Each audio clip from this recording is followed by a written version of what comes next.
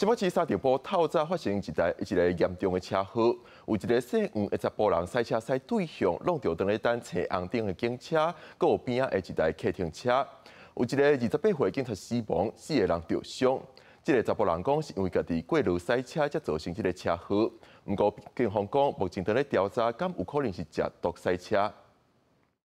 对监视器画面看到一台银色的变速失去控制相告对象，正面弄到正伫停等车红灯的一台警用巡逻车，甲后壁多元客停车。因为车速真紧，加上弄的力量真大，连路边的10外台机车也弄到，总共造成4人轻重伤。一个警察送医了后不治死亡。知道自己毁了一个家庭吗？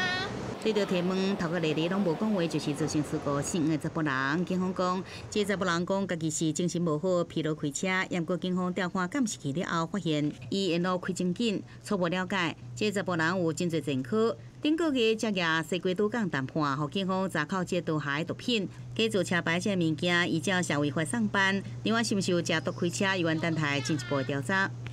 这个危险驾驶的行为，我们除了依照《道路交通管理处罚条例》 来依规定举发以外，我们也会以公共危险还有过失致死的罪嫌，来将肇事的驾驶移送法办。现在还没有明确的证据来证明他毒驾，但是我们会穷尽一切的方法来厘清他到底的肇事的原因是什么。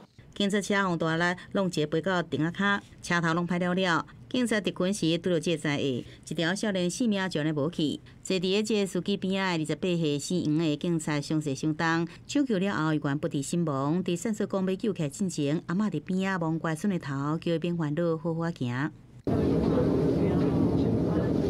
根据了解，姓的警察厝内底真侪人做警察，才拄结婚4年，并且做爸爸，全不幸殉职。